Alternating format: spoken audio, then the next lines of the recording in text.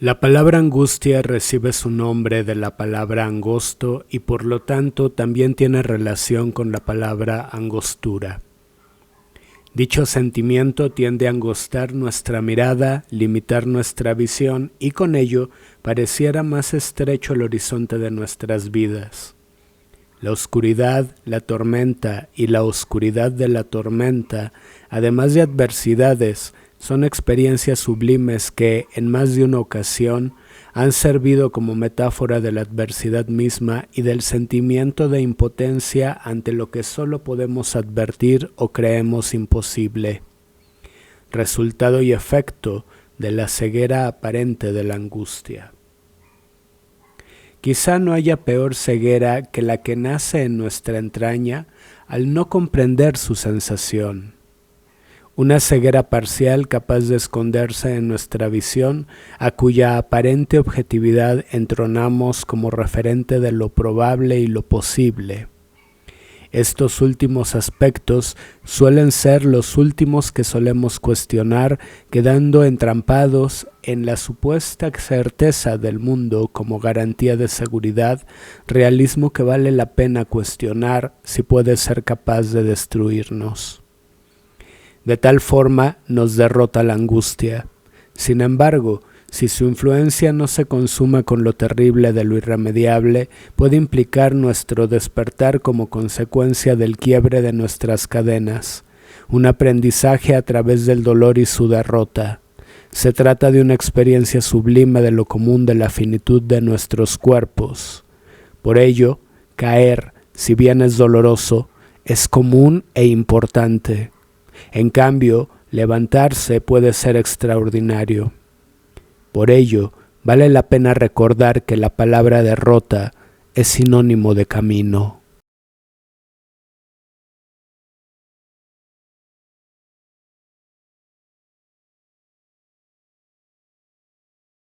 Alberto Blanco es un reconocido poeta mexicano quien, además, tiene el importante mérito de haber traducido el Dhammapada, texto atribuido a Siddhartha Gautama, Buda Shakyamuni o Buda histórico, una obra fundamental para la comprensión y práctica del budismo. El autor capitalino nos ofrece un cuento que inicia con la presencia de unos seres especiales, depositarios de potencias creativas de carácter cósmico, en medio de la penumbra que ha ocasionado la tormenta. Ante dicho cielo insondable, se dificulta la visión del horizonte por parte de dichos personajes. Estos últimos son los hacedores de pájaros. Ante tal dificultad, toman una primera medida. Los hacedores de pájaros se refugiaron en sus pensamientos y esperaron a que pasara la tormenta. La imagen que nos ofrece Blanco cuestiona la supuesta diferencia entre lo interior y lo exterior, entre el adentro y el afuera. Ambos fenómenos resultan dos materialidades complejas, distintas en cuanto a su densidad ontológica y sin embargo susceptibles de ser estructuras, fenómenos estructurales, estructurados y estructurantes. Si bien la tormenta como fenómeno material posee un nivel de influencia y determinación, el pensamiento permite un posicionamiento estructurante ante ella. En este caso, el pensamiento constituye un refugio e implica la acción que construye al mismo. No solo la influencia de los fenómenos del mundo que vivimos puede condicionarnos y determinarnos. También nuestro pensamiento puede ser determinante al grado de generar condiciones capaces de constituir habitaciones del mundo y por lo tanto a estas últimas como fenómenos vitales. En este caso, un refugio de la tormenta como habitación de nosotros mismos ante la adversidad. Los personajes de Blanco viven momentos difíciles. Un periodo de crisis que desafía su apatía en el peor sentido de la palabra, al grado de que su hartazgo los llevó a la reflexión. Esta última, en tanto que fenómeno del pensamiento, como una acción profunda capaz de desmontar la imponente y violenta complejidad de la adversidad para, desde la serenidad, comprenderla y saber qué hacer sin que se imponga tan sublime magnitud. la escisión del cuerpo atravesado por la noche de la angustia, la pasión triste con la cual el poder puede ser capaz de someternos. Después de 3 días de intensa lluvia, el cielo empezó a condensarse en un velo de luz cálida y agradable. Esta última se proyectaba en la tenue y amable lluvia que quedaba. De repente, dicha calma fue interrumpida por truenos distantes. El estruendo dio paso a la apertura de la frugal cortina de humedad del cielo. Se acababa de disipar la intensa oscuridad celeste que los personajes del cuento habitaron desde su serenidad. Fue entonces que ante ellos, un enorme y bellísimo arco cubrió lentamente los 180 grados del horizonte, haciendo lucir en su comba 7 colores nunca vistos: el violeta, el azul añil, el azul cielo, el verde, el amarillo, el anaranjado y el rojo. Después de aquella borrasca, por primera vez los hacedores de pájaros veían la apertura del horizonte, el cielo y lo posible. Por primera vez, la circunferencia del mundo se vestía de arco iris. Maravillados por tal privilegio, los hacedores de pájaros decidieron hacer una nueva creación, una nueva criatura. Decidieron usar los colores del arco iris para hacer una nueva ave. El hacedor de pájaros más anciano advirtió: en realidad son mucho más que 7 colores. Si observan con mucho cuidado, podrán distinguir una variedad inmensa de sutiles graduaciones entre un color y otro. Vemos en tal agudeza la sabiduría que nos ofrece el mundo cuando aprovechamos su habitación y atendemos con profundidad a la misma. Ante nosotros se abre el sentido y en esa apertura de las posibilidades de la vida se evidencian infinitas las cosas y sus potencias. Esa agudeza, tal sensibilidad, es la de un cuerpo llevando a cabo el esfuerzo de armonización y sintonía con la vida que hace del cuerpo un sensorio.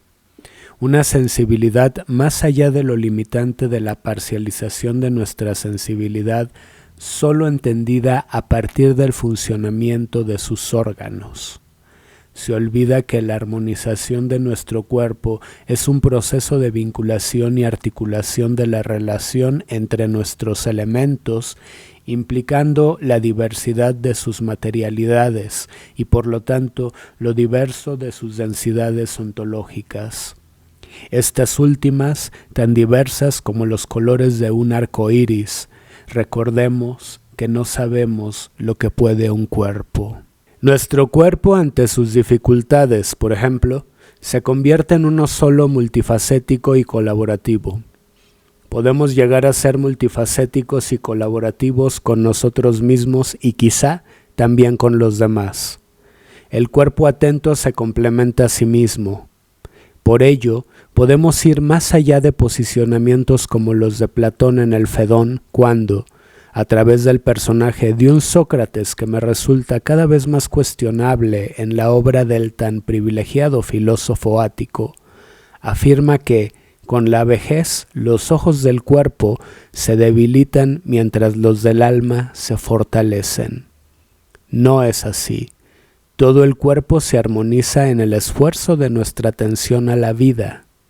Activamos nuestras potencias para constituir nuestra integridad. No se trata de un fenómeno deficitario, sino de un fenómeno de nuestra integridad, llevar a cabo nuestro despertar que significa nuestra plenitud. ¿Cuántos de nosotros, capaces de la habitación de nuestras potencias, capaces de la habitación de nosotros mismos, nos hemos llegado a abandonar en algún momento de nuestra vida por no hacer dicho esfuerzo de comprensión? El anciano hacedor de pájaros no se lo permite y por eso, a pesar de su edad y de la fragilidad de su cuerpo, puede ver más que sus compañeros. El proceso de generación de la nueva criatura se desarrolla óptimamente hasta que surge un inconveniente. Los hacedores de pájaros ya han usado todos los colores del arco iris. Han proporcionado a los mismos selectivamente para cada parte del cuerpo de la nueva ave. ¿Qué color nos falta? Ya hemos utilizado todos y no hallamos la solución a tan preciado enigma. Nuevamente, el hacedor de pájaros más anciano da muestra de su pertinencia como cualidad de la sabiduría. Evidenciando su serenidad, había guardado hasta ese momento un profundo silencio. Entrecerró los ojos y con voz profunda dijo: «Creo que tengo la solución. Solo podemos utilizar para la corona de nuestra creación un color que esté más allá del arco iris. Habrá que verlo. Tenemos que ser capaces de dotar a nuestra obra maestra de un color supremo para que pueda armonizar.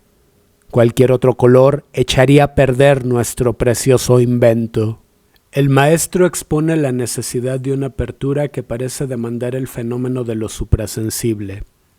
En este caso parece tratarse de algo más humilde, el esfuerzo de atención del que hasta ahora hemos hablado, la apertura de nuestra sensibilidad a través del esfuerzo de sintonía y armonización de nosotros mismos para lograr la armonía de nuestras habitaciones del mundo, en este caso la armonía del cuerpo nuevo que los hacedores de pájaros están creando. Es necesaria la armonía de los cuerpos de los hacedores de pájaros para constituir cuerpo común y lograr a la nueva ave como fenómeno poético.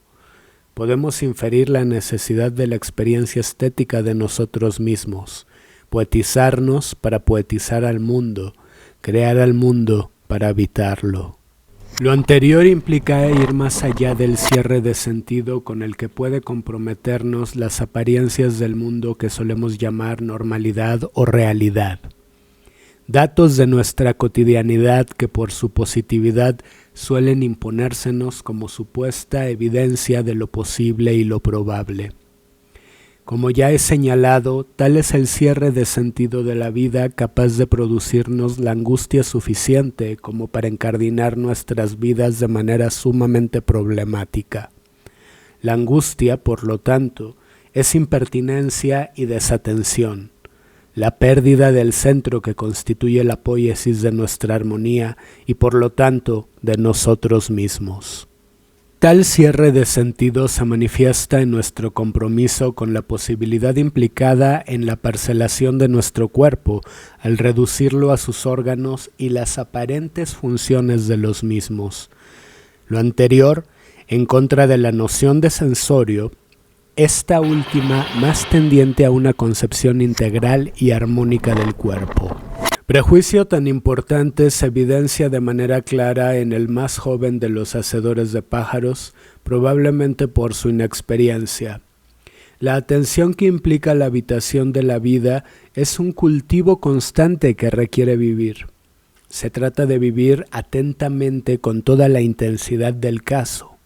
Sin embargo, siendo justo, la intensidad y experiencia de la vida es tan indeterminable como el nivel de comprensión de sus fenómenos del cual seamos capaces, en buena medida por su carácter intransferible. ¿Quién ha vivido y comprendido más? ¿El hombre suizo de 100 años que llevó a cabo la misma rutina todos los días de su vida adulta? ¿O el niño colombiano de 9 años que ya ha matado a 10 adultos por dedicarse al sicariato? No me atrevo a contestar la pregunta. Sin embargo, podemos inferir por su función diegética en el cuento, el joven hacedor de pájaros confía más en la positividad de los datos del mundo que en su sensación. En este caso, el joven hacedor confía más en lo que ve que en lo que siente. ¿Y cómo hemos de hallar ese color supremo?, preguntó el más pequeño. Ni siquiera podemos imaginarlo.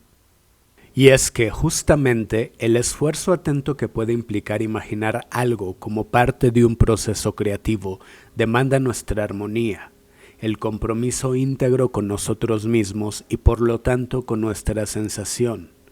Imaginar de manera deliberada, creativa y atenta puede demandar una habitación de nosotros mismos en la que los datos del mundo puedan ser distractores o impertinentes si no llevamos a cabo el autodominio de nuestra armonización para no acabar sujetos a la influencia de ciertos estímulos del mundo, lo cual puede implicar la constitución de una relación específica con los mismos, sin necesariamente anularlos. Estamos ante las sofisticaciones de una poiesis que solo puede lograrse viviendo, un arte de vivir. No depende meramente de los ojos ver algo, ni mucho menos verlo con la plenitud de la atención. Es más importante la imaginación para ver con profundidad, ver más allá de la positividad del mundo que tiende al cierre del sentido de su habitación y vida del mismo. Imaginar con la atención de nuestra habitación puede prescindir tanto de los ojos como de otros órganos de nuestro cuerpo. Son los prejuicios los que nos impiden ver, los que incluso con su impertinencia pueden distraer y desarmonizar nuestros procesos imaginarios. Su influencia puede motivar perversas habitaciones de nuestro dolor como pasión de la incomprensión de nosotros mismos.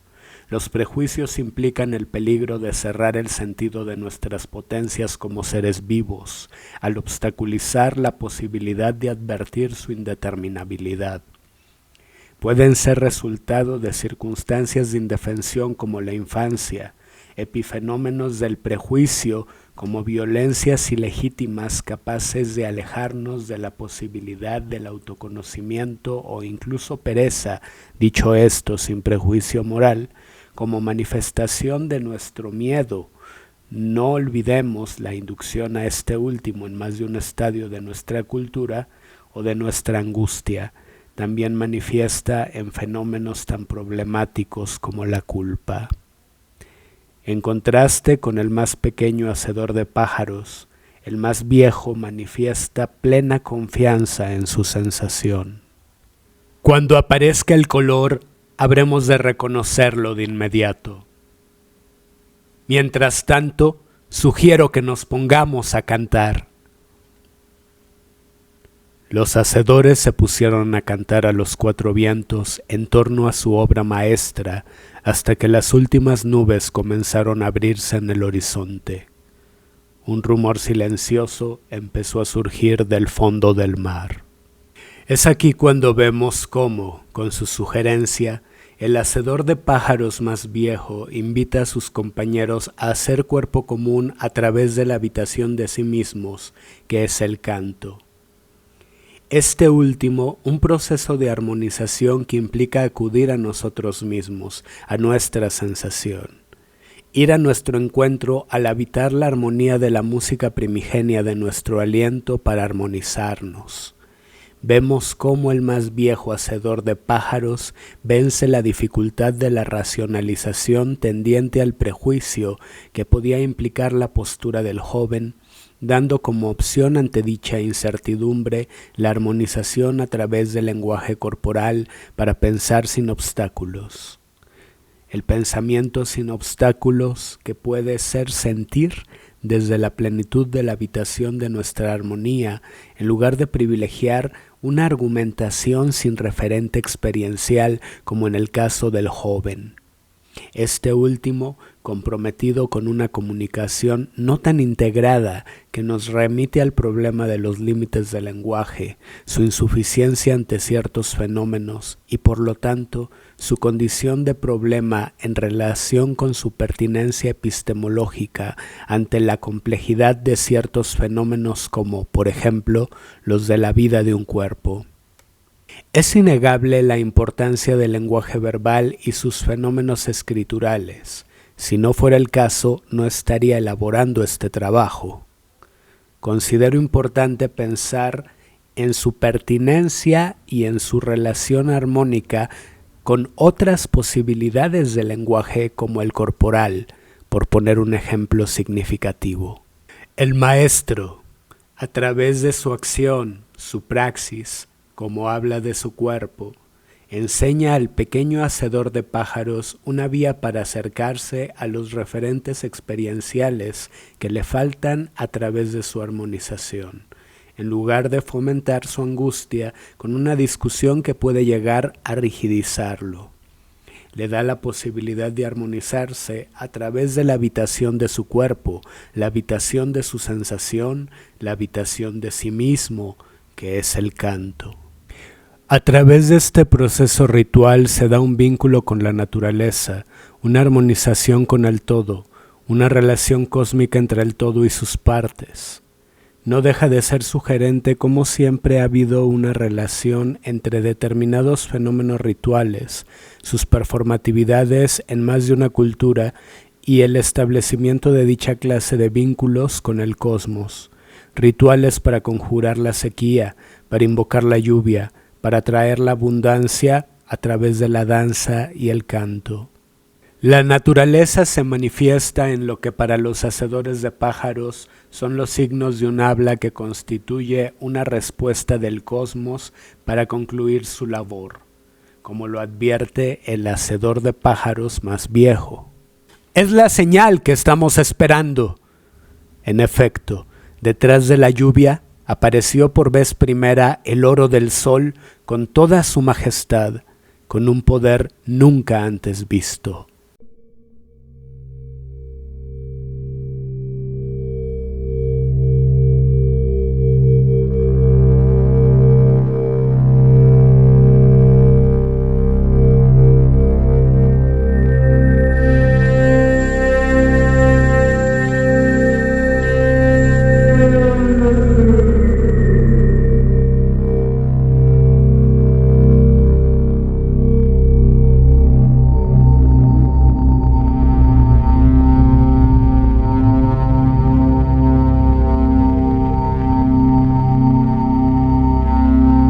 Durante siglos, el sol ha sido parte fundamental de la comprensión de los ciclos de la vida de los seres humanos, al igual que uno de los centros fundamentales de su relación con el cosmos.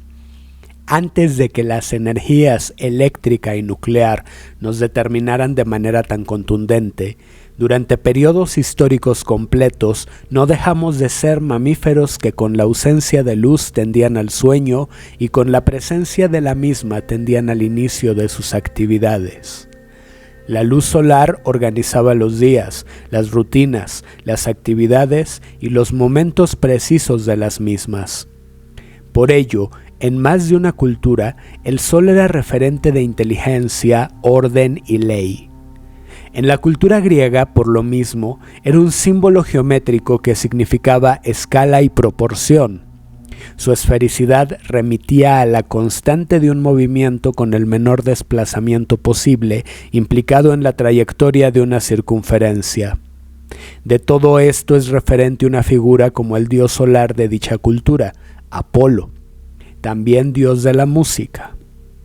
El sol proporciona el calor necesario para un cuerpo vivo, dispuesto a la adaptación de su respectiva intemperie, independientemente de su condición mineral, animal o vegetal.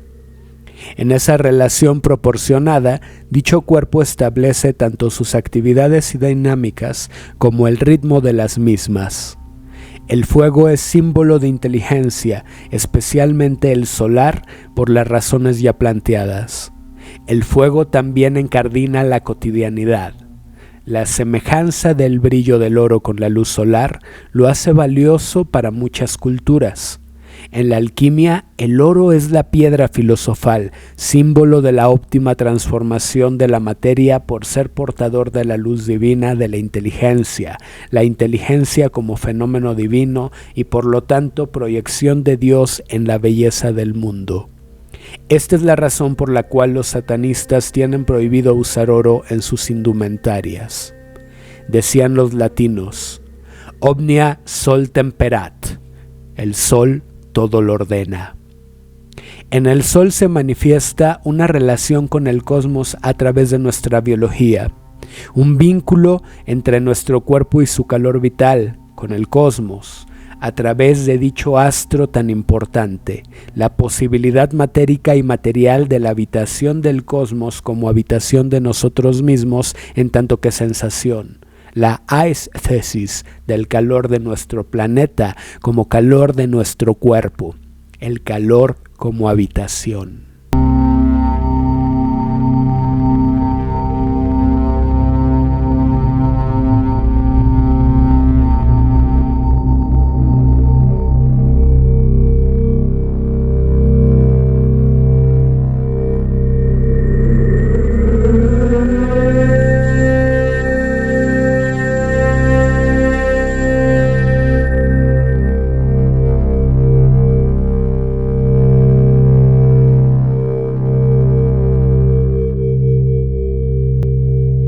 Lo tienen claro los hacedores de pájaros, quienes al unísono y con júbilo exclaman: ¡es la sangre del sol, el color que nos faltaba para la corona! La luz del sol es fenómeno del cuerpo vivo, nuestra sangre cuya circulación produce calor.